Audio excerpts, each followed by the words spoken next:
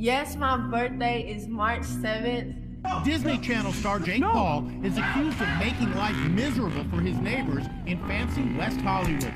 But July 19th was the day I found out I was black. I'm one of the greatest of this generation, the upcoming generation, as far as artistry. So if you didn't pick me, XXL would have been stupid. And I say that humbly. Catch me outside, how about that? Huh? Catch me outside, how about that? Catch me outside, how about that? Catch me outside, how about that? And this whole time I knew it. I knew I was a black girl. 2017 lore. People tend to forget about the lore of 2017 because it's just so overshadowed by its superficial older sister with massive lip injections, 2016 lore. But 2017 was just as iconic. However, if you go into TikTok and search 2017, you might be met with a makeup tutorial that looks exactly like 2016 makeup. Or maybe a couple throwback videos that have unicorn, Starbucks, slime, Roblox, or a fidget spinner. Or maybe even a Musical.ly compilation. We all loved those. And if you go on YouTube and search 2017, for some reason you'll just get a bunch of commercials and YouTube Rewind 2017, which is pretty much just a slap in the face. I cannot believe somebody approved this. That is right, y'all. This is a real, actual music video. This is really a scene that was shot, and people thought that it was a good idea. For the first time in my life, I wish this was AI. And that's because 2017 lore kind of just gets like smushed in together with 2016 lore. And this is very infuriating to me. Because while 2016 lore was full of cut creases, heavy contour, Fashion Nova clothes, copy-paste Kylie Jenners, and pink-filtered Tumblr blog posts, 2017 was riddled with hypebeast clothing and Supreme fanny packs, but somehow at the same time was all about this new trend of authenticity. For the first time, we had influencers bed-rotting in the same clothes as yesterday without washing their hair.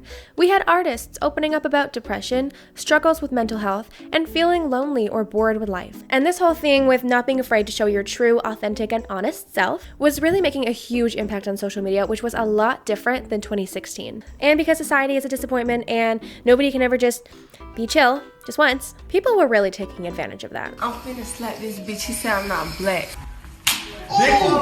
Chill. Yeah, get into it. So today, on this fine day, and yes, it actually is the day, can you believe it? I bring you an entire pop culture retelling of 2017. A time capsule of nostalgia, music, trends that made 2017 so 2017.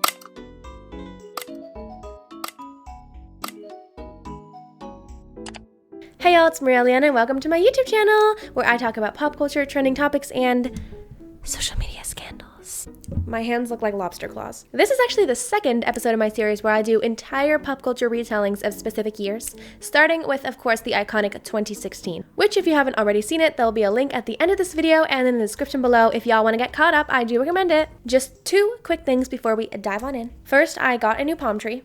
I got it to replace my old palm trees that used to be here and here because they were infested with 100,000 spider mites. So that was really fun to find in my hair. My old palm trees are living outside now. They're not dead. I didn't throw them out. And nowhere near this new cute little guy. Number two, I reached 10,000.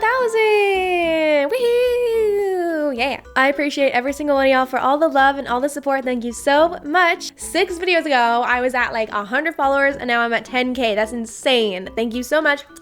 I love all of y'all. I love all your support, all your love. I read all of your DMs if y'all want to DM me on Instagram, any suggestions. And if you're not already subscribed, come join the herd. I post new videos like this one every Friday and Saturday morning. So what is 2017 lore? Let's explain the aesthetic a little bit, give a little overview. But the fashion of 2017 was very, I don't even know what to call it. People were still really interested in fast fashion. Like people still shopped at like H&M and Fashion Nova, but then you would see it paired with a bunch of really expensive designer items. So it like looked a little bit off. Like, what do you mean you're wearing a $5 t-shirt but you have a $5,000 Supreme bag? This was just one area of fashion in 2017, and I like to call this specific genre the bad and bougie fashion, which was highly inspired by Bad and Bougie by the Migos, which was a viral song at that time. And the thing is, with this genre of fashion, it doesn't even matter where you get it from. Like people were shopping at Fashion Nova, people were shopping at Chanel, as long as it made you look expensive. This was known as the last good year of Supreme. I don't really know what happened to Supreme after 2017. I think they sold to somebody, but this was like literally like the last good year where you could get like just basic plain Supreme stuff at the drops. They had the box logos, they had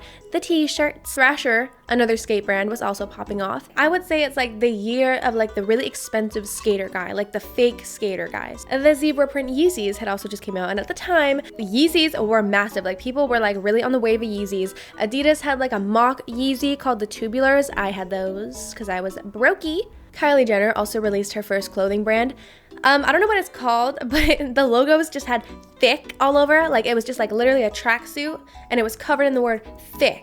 And thick isn't even spelled with 2 C's, it's just spelled thick. I don't know if that was like on purpose or like they thought maybe it would make it a little less tacky. I really wanted this set. I'm embarrassed because I'm not thick. I mean, I wasn't thick back then anyways. I was like this skinny little like 13-year-old girl, however old I was. There was also this really weird trend, y'all. It was the trend of like the really obvious fake Gucci t-shirt. And Gucci was like taking off in 2017. Everybody was wearing Gucci, but people specifically were wearing this fake ass Gucci t-shirt. And it looked kind of like a 4-year-old had written the logo Gucci, and then people were just putting like the most ridiculous stuff over it. Like you would see like fakes of this on like Alibaba, Wish, oh my god, Wish, oh my god, I forgot about Wish. Wish is cursed. I don't know why Gucci logos were so in at this time. Like you would see people painting the Gucci monogram logo and putting it on their walls. Some of the most popular brands from 2017 included Off-White, and everybody of course was wearing the Off-White belts, the yellow construction Off-White belt, Balenciaga, Louis Vuitton. But then also paired with this, we had Adidas and Nike tracksuits. 2017 makeup, which I have on actually right now, was kind of like 2016 makeup, but on crack. By now, people were kind of bored of the cut crease, which was really popular in 2016, and they had moved on to very harsh contouring. And if it wasn't popular already, y'all, highlight. We had also learned how to self-tan ourselves about 4 shades too dark, and then use the visco filters to make it look even worse. People were using colored contact lenses. James Charles was using a lot of colored contact lenses. Actually, if y'all had followed any beauty influencers, it was very common to see promos for colored contact lenses. And I remember like this was when colored contact lenses were like just getting big, and you would always see these big influencers plugging, I think TTDI was like the big one. And as I just mentioned, contouring was on its way up, and this was the year that Kim Kardashian launched her beauty brand KKW Beauty, and they launched their first ever contour stick, which was shaped like a... This is one of her products, which I think I have. Oh, never mind. No, I don't have that. This year is a bit different in the whole Instagram space because this was the year that Facetune became free. If y'all had a bad Facetune era, it was probably in 2017. I am not kidding. I have some of the worst photos of my life taken of me in 2017 that I took and edited and posted for the world to see.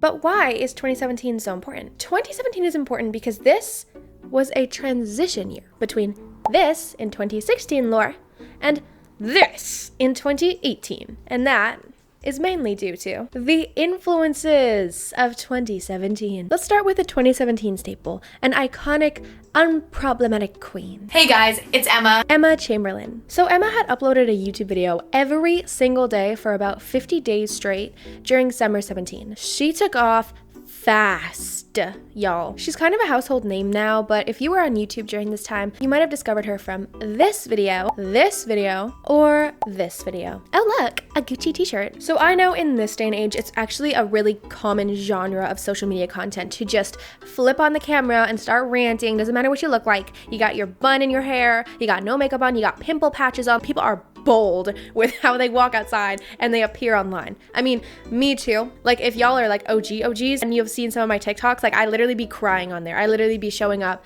crying. My point is it's really common now. You know, those videos that you see of people just going off about something for like 8 minutes straight, or like the FaceTime kind of get ready with me. Like the comments are like, oh, this reminds me of a FaceTime call. I thought that I was on FaceTime with you. I totally forgot that I was even scrolling. Or for example, the people that just set their phone up and then just start talking when they're sitting in their cars. That's also very, very popular. I swear to God, anytime I go on any social media, specifically though like TikTok, I always see at least 5 videos like that. But Emma Chamberlain was the first person to really do this in the mainstream and reach a massive level of success from it. People were really caught off guard by exactly how authentic she was being on YouTube. And she was so comfortable in it too. She had no problem flopping out of bed, no hair brushed, bun in the hair. Half of her hair was not even in the bun. And she was just so confident and effortlessly funny. People literally just loved her because she was so relatable. I was laying here and I was like, I'm literally gonna fall asleep, which is bad because it's like 1 p.m. Wearing my favorite socks because mood, okay. I was walking and I came around the corner and I saw these and I genuinely thought that they were real and I actually screamed a little bit. How's your day going, sir? She was honestly, to me, just a breath of fresh air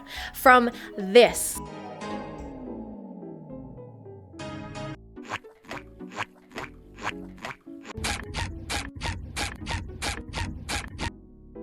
Hi. Hey.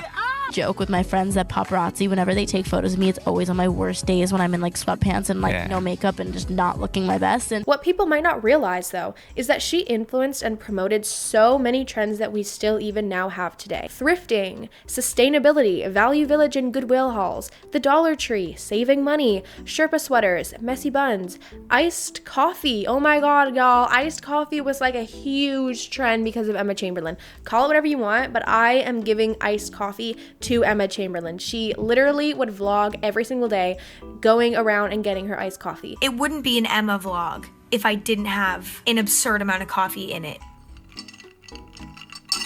I didn't even like iced coffee until I watched Emma Chamberlain. Her and her brand and the impact that she had on all the teens in the world, all Gen Z, all of us, is about as good as 2017 gets. Because on the other side of the internet, the same time this was going on, Jake Paul. Come on.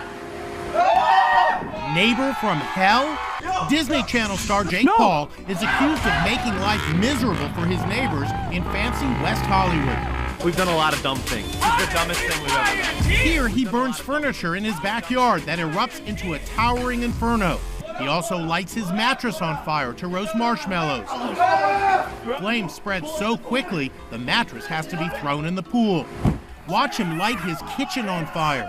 Residents in the upscale neighborhood call it a living hell and a war zone. Video posted on YouTube shows the chaos in front of his home with non-stop friends dropping by and graffiti on his garage. So Jake Paul and his brother Logan Paul started out on Vine when it first launched, grew massive followings, and then got picked up by Disney to star on a show called Bizarre Bark. If you don't know what that show is, I don't blame you because that show was actually canceled after 3 seasons only. So it only ran from 2016 to 2019. So unless you were born past 2005, you probably wouldn't have really watched this show. They've actually been posting on social media for over 10 years now. A lot of people who don't really know them think that they just like were Disney actors, child stars, and then suddenly became famous on YouTube. But no, they were making content for over 10 years. I want to be as nice as possible. Like, I'm not really trying to roast the kid. Like, you know, he is not personally my cup of tea. So therefore, I did not watch him. I didn't watch him then. I don't watch him now.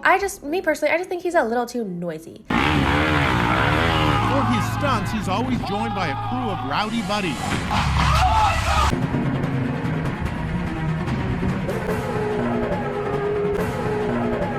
A lot of his vlogs and a lot of the things he would do online was really controversial. And I'm not just saying this, I'm not even trying to sit here and be a hater, but in 2017, he was literally one of the most controversial people on YouTube. Like, that is his brand. That literally was his brand. So before y'all come for me, because I really hope that I don't get any Jake Paul stans coming for me, because y'all love to come for me. I am literally pointing out exactly what he was known as on national news. I am not just pulling this opinion out of my ass and giving it to you on a hot steaming plate. This is literally what national news called them. So yeah, 2017 he was disliked. I'm sorry to say if it ruffles your feathers.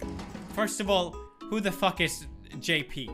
Who the fuck is Jake Paul? 2017 was a key year for Mr. Paul because at this time he had figured out that if you do dumb things online, you get views from it regardless of whether people are hating or loving. Views equals money, AdSense money. So you could say that he kind of took this newfound trend of authenticity and not caring what people think in the opposite direction. During this year, he also had a major public feud with Rice Gum. I don't care why, and I never even bothered to research why, because like I know that it's just staged anyway. Like me as a grown adult, I know that it was just staged anyways. They both made diss tracks of each other and it got hundreds of millions of views. And they both equally made my ears bleed just as much.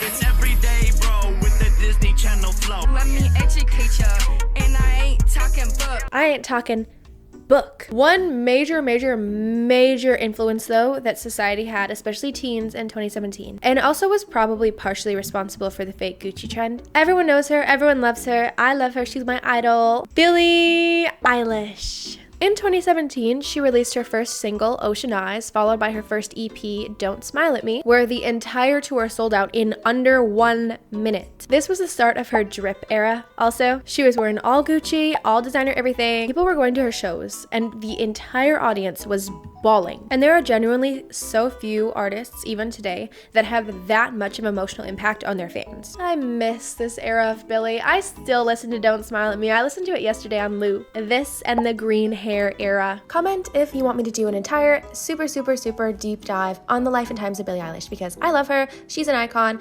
I play her songs on a loop every single day, all day. I will never get tired of her songs. I love her. I don't care what y'all say. I will always stand Billie Eilish. Always. I don't care. I don't care. Anyway, that leads me to the music of 2017, and this is actually important, unlike last video. I genuinely don't know how this man got famous or why people liked him so much. Like maybe there's one or two okay songs that were like just okay because you could dance to them and they had like a good beat. But for whatever reason, Lil Pump's career was at its peak. Oh, just kidding. I know exactly why his career was at its peak. Because he was responsible for the soundtrack to the worst clothing trend in the history of clothing trends, Gucci Gang.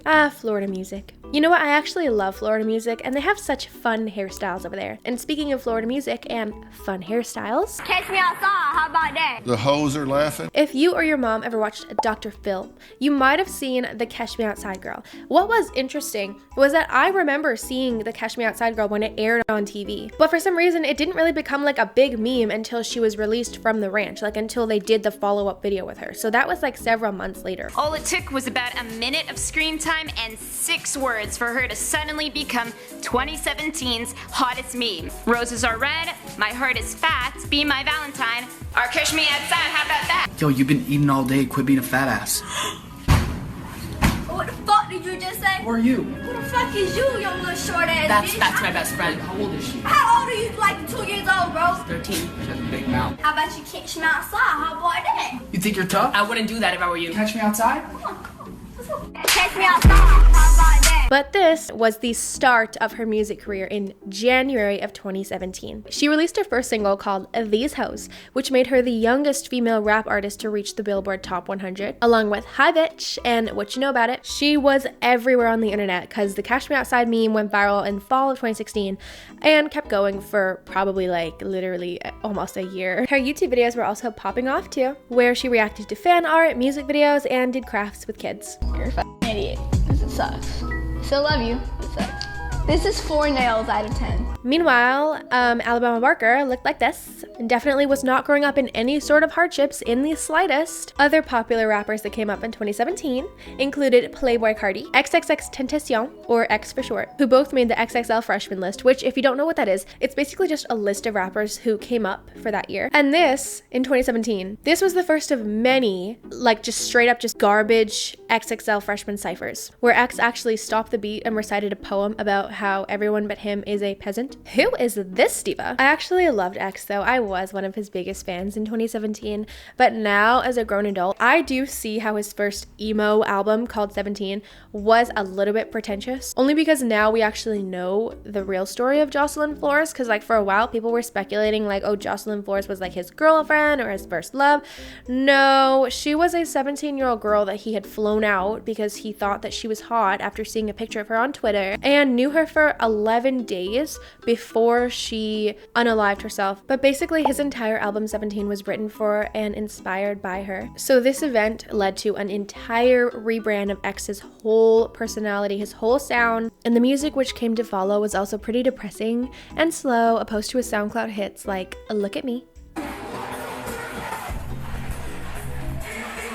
Fear will be plentiful, death will be bountiful. I will spare none of you peasants. Also in the music world, Travis Scott started dating Kylie Jenner in 2017, and Beyonce announced twins, and a bunch of people copied her, which leads to some controversy. And speaking of controversy, that leads me to the scandals of 2017. So there was substantially more problems in 2017 than there was previously in 2016. Because like I said, this was the year that people sort of figured out that if you do dumb things online, if it's like authentic and like you don't care what people think, then you can go viral and make a lot of money from it. So we already have bhadbhabie at this time, but now comes her arch enemy, woah Vicky, also known as Icky Vicky, a clearly Caucasian girl from Atlanta, Georgia, who swears up, down, sideways to the whole internet that she's black. Still better than Ash Trevino. I'm gonna say it again. Still better than Ash Trevino. This was before her very public feud with bhadbhabie in 2018,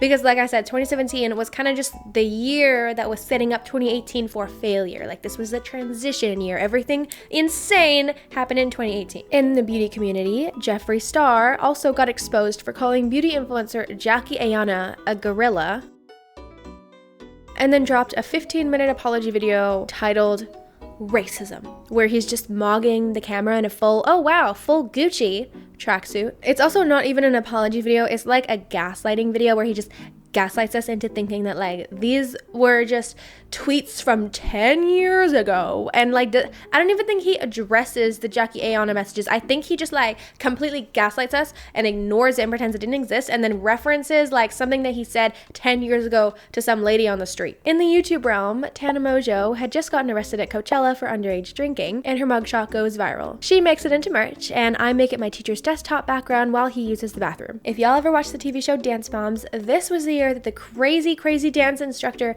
Abby Lee Miller goes to jail for some kind of like blue collar or white collar crime or whatever, like tax fraud or embezzling or something. I don't know, I'm too broke to even know what any of that means. I am currently working on a deep dive, an entire retelling of Dance Moms. If y'all are interested in that, I would highly recommend it when it is ready. Also in the beauty space, Kylie Jenner continues releasing new makeup every month, but when she released a $400 brush set, she got absolutely flamed by pretty much the entire world because of how bad quality it was. This was also the beginning of Kylie Cosmetics' downfall officially, because people just kept like complaining because the packaging was inconsistent, palettes would arrive smashed, broken, or even just straight up missing. And while this seems slightly off topic, I would also like to mention that police brutality and riot and crowd control was and still is today a huge issue. Storming the University of Virginia, protesting plans to remove a statue of Confederate General Robert E. Lee.